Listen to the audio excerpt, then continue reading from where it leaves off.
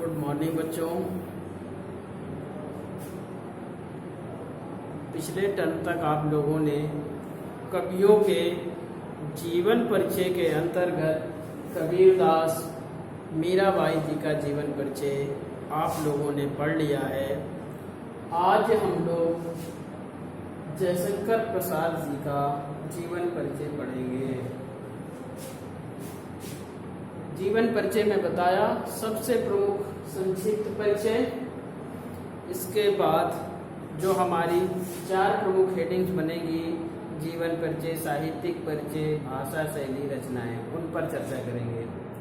सर्वप्रथम हम लोग संक्षिप्त परिचय पर चर्चा करेंगे, क्योंकि इसी के आधार पर हम पूरा जीवन परिचय लिख लेंगे।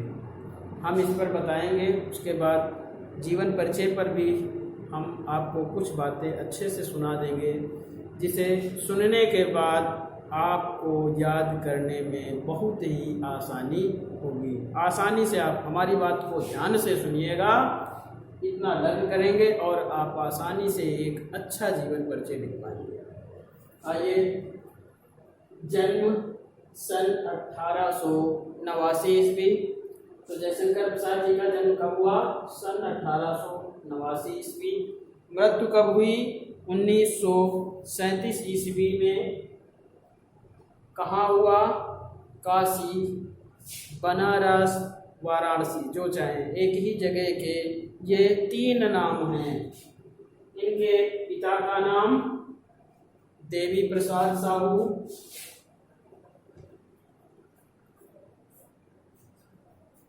माता का नाम कुछ ही पुस्तकों में मिलता है और इनकी माता का नाम है मुन्नी देवी।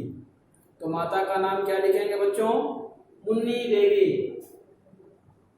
भाषा की बात की जाए तो इन्होंने अपनी रचनाओं में खड़ी बोली का प्रयोग किया है।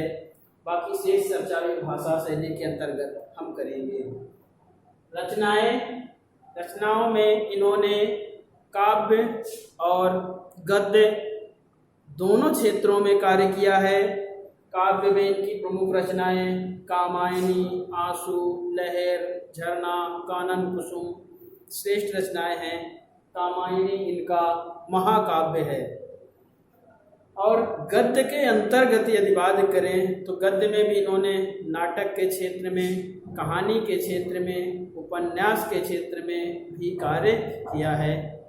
तो नाटक में इन्होंने ऐतिहासिक नाटक लिखे हैं। चंद्रगुप्त, स्कंदगुप्त, ध्रुव स्वामिनी, अजातशत्रु, जन्मेजय का नागयज्ञ, एक राजश्री आदि ऐतिहासिक नाटक लिखे हैं। उपन्यास की बात की जाए तो इन्होंने 3 प्रमुख उपन्यास लिखे हैं, कंकाल, तितली, इरावती। और कहानी में बात करें तो इन्होंने प्रतिध्वनि, छाया, आकाशदीप आदि कहानियाँ लिखी हैं। अब हम लोग ये पूछा जाता है, इन्होंने इतना विशेष कार्य किया, इनके नाम पर ही एक युग का नाम पड़ा, जिसे हम छायावादी युग के नाम से जानते हैं। ये रहा बच्चों इनका संक्षिप्त परिचय। अब इसके बाद हम लोग हेडिंग डालते हैं जीवन परिचय।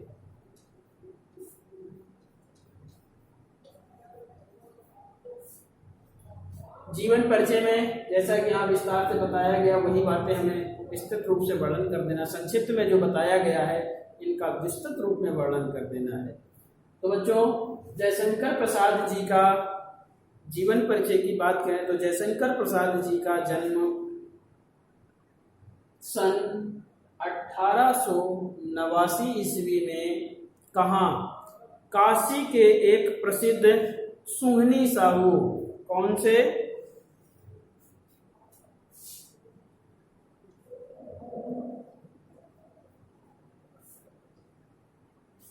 यह इनके परिवार का नाम है सुंघनी साहू।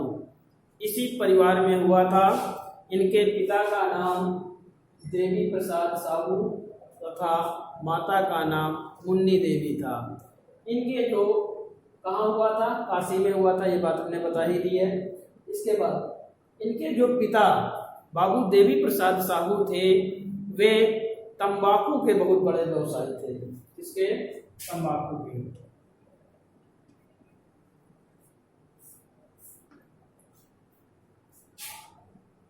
तो बहुत बड़े व्यवसायी थे।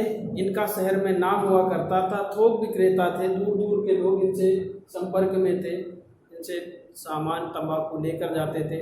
व्यवसाय को फल फूल रहा था, धन धान्य की किसी प्रकार कमी नहीं थी।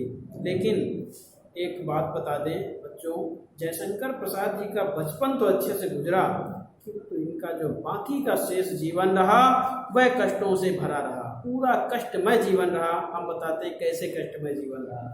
अब तक आपने जाना कि कहाँ हुआ, काशी में हुआ। कौन से परिवार में? सुन्नी साहू परिवार है। माता का नाम मुन्नी देवी, पिता का नाम देवी प्रसाद साहू, तंबाकू के बहुत बड़े व्यवसायी। अब इनकी प्रारंभिक शिक्षा प्रारंभ हुई। प्रारंभिक शिक्षा पूर्ण ही हो रही थी, जूनियर वर्ग में ये पहुंचे, तभी इनके पिता का देहांत हो गया। अब इनका बुरा दौर चालू हुआ। इनके पिता का देहांत हो गया और कुछ दिनों बाद ही इनकी माता जी का भी देहांत हो गया। अब परिवार की जो जिम्मेदारी थी, उस जिम्मेदारी को इनके एक बड़े भाई थे जिनका नाम था शंभुनाथ।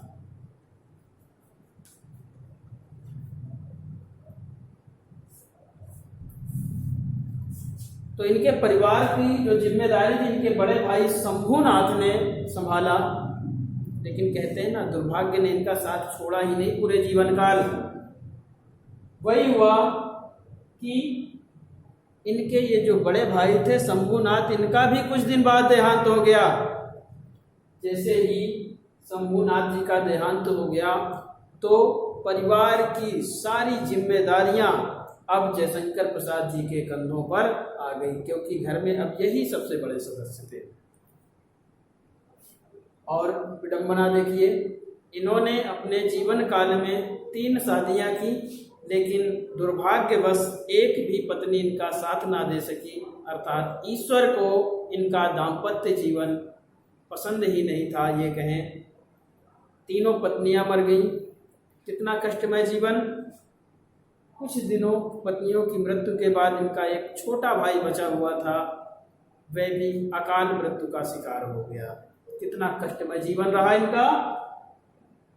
कहा जाता है इनका बचपन तो एक सोने के पालने में व्यतीत हुआ, लेकिन इनका जो बाकी का जीवन था कष्टमय व्यतीत हुआ। इनका व्यवसाय चौपट हो गया, कर्ज के बोझ के तले ये दब गए। कर्ज की चिंता और क्षय रोग से ग्रसित होने, क्षय रोग अर्थात टीबी रोग से ग्रसित होने के कारण सन 1937 ईस्वी में इस महान कवि लेखक का अंत हो गया, अर्थात इनकी मृत्यु हो गई। अब आते हैं दूसरा,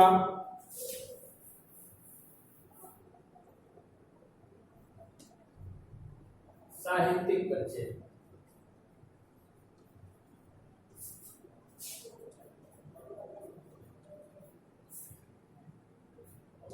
साहित्यिक परिचय लिखे या साहित्यिक सेवाएं लिखे हैं। तो जयशंकर प्रसाद जी ने जब रचनाओं को लिखना प्रारंभ किया तो सबसे खास बात ये रही कि इन्होंने अपनी रचनाओं में सूक्ष्म अनुभूतियों के रहस्यवादी चित्रण के साथ साथ दार्शनिक बिंदुओं का भी बड़ा ही अच्छा प्रयोग किया। और दूसरी बात, खास बात ये रही कि इन्होंने छायावादी युग का प्रवर्तन भी किया। इसीलिए कहा गया कि यह छायावादी युग के प्रवर्तक थे। इनकी जो रचनाएं थी बड़ी ही श्रेष्ठ रचनाएं थी। कष्टमय जीवन होने के बाद भी इनकी लेखनी ने विराम नहीं किया, पूरे जीवन ये लिखते रहे। इन्होंने काव्य में एक बहुत ही श्रेष्ठ ग्रंथ लिखा जिसे हम कामायनी के नाम से जानते हैं।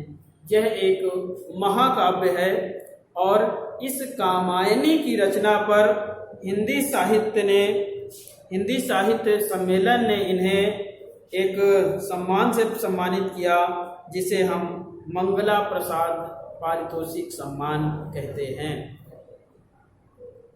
गद्य में हमने बताया ही, अभी रचनाओं पर और चर्चा करेंगे। साथ ही साथ इन्होंने 2 पत्र पत्रिकाओं का संपादन किया, जिसमें से हंस एवं इंदु पत्रिकाएं इनकी प्रमुख हैं। तीसरी हेडिंग बात की जाए,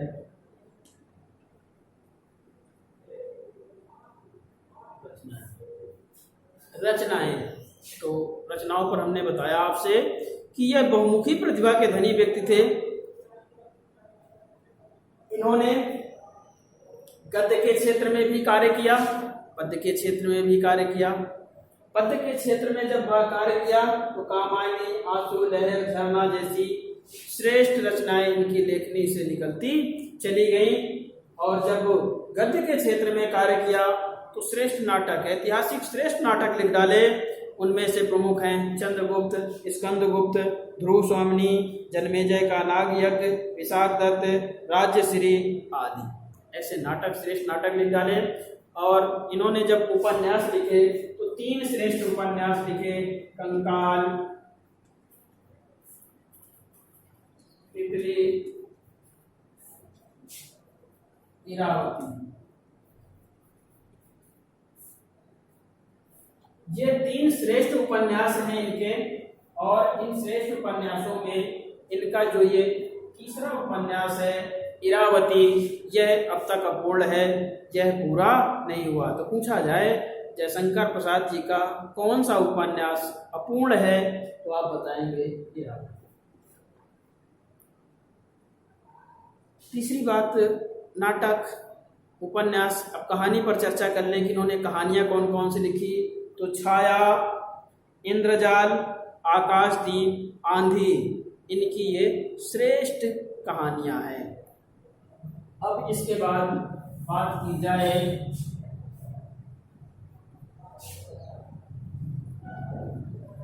भाषा।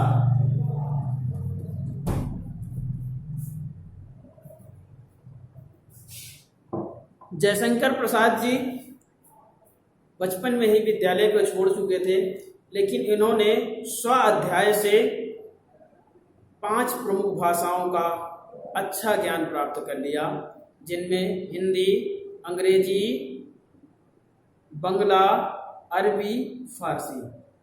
अच्छा ज्ञान प्राप्त हो, इन 5 भाषाओं का अच्छा ज्ञान प्राप्त होने के कारण इनकी रचनाओं में भाषा की पराकाष्ठा दिखाई देती है। इन्होंने इन शब्दों का, इन भाषाओं के शब्दों का अपनी रचनाओं में अच्छी प्रकार से प्रयोग किया है। वैसे इनकी भाषा की बात की जाए तो इन्होंने अपनी सारी रचनाएं खड़ी बोली में की है, किंतु कई भाषाओं के शब्द उनमें समाहित हैं।